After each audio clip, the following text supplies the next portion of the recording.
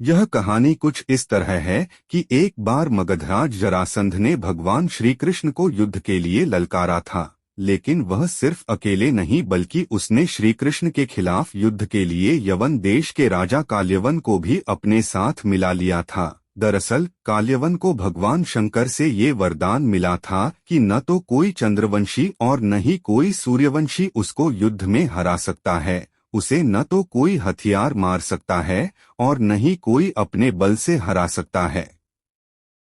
भगवान शंकर से मिले वरदान की वजह से काल्यवन खुद को अमर और अजेय समझने लगा था। लगने लगा था कि कोई भी उसे युद्ध में हरा नहीं सकता है और न ही मार सकता है। जरासंध के कहने पर काल्यवन ने अपनी सेना के साथ मथुरा पर आक्रमण कर दिया। अब चूंकि श्री कृष्ण जानते थे कि काल्यवन को वो अपने बल से मार नहीं सकते हैं और न ही उनका सुदर्शन चक्र उसका कुछ बिगाड़ सकता है, इसलिए वो रणभूमि छोड़कर भाग गए और एक अंधेरी गुफा में पहुंच गए। श्री कृष्ण जिस गुफा में जाकर छुपे हुए थे उसमें पहले से ही इक्ष्वाकु नरेश मांधाता के पुत्र और दक्षिण कोसल के राजा मुचकुंद गहरी नींद में सोए हुए थे।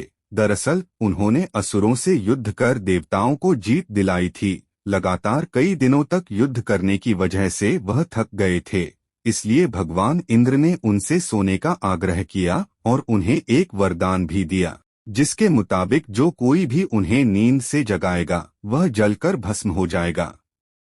राजा मुचकुंद को मिले वरदान की बात श्री कृष्ण को पता थी, इसलिए वो काल्यवन को अपने पीछे पीछे उस गुफा तक ले आए जहां राजा मुचकुंद सोए हुए थे। श्री कृष्ण ने काल्यवन को भ्रमित करने के लिए अपना पीतांबर राजा मुचकुंद के ऊपर डाल दिया। राजा मुचकुंद को देखकर काल्यवन को लगा कि वह श्री कृष्ण ही हैं और उससे डरकर अंधेरी गुफा में छुपकर सो गए हैं, इसलिए उसने श्री कृष्ण समझकर राजा मुचकुंद को ही नींद से उठा दिया। अब राजा मुचकुंद जैसे ही नींद से उठे, काल्यवन वहीं जलकर भस्म हो गया। असल में यह भगवान श्री कृष्ण की ही लीला थी। उन्होंने महाभारत के युद्ध में गीता का उपदेश देते हुए कहा भी था कि सृष्टि में जो कुछ भी होता है उन्हीं की इच्छा से होता है, तो जाहिर है काल्यवन का अंत भी उन्हीं की इच्छा से हुआ था। इस तरह रणभूमि छोड़ के भागने पर भगवान श्री कृष्ण को रणछोड़ कहा जाता है।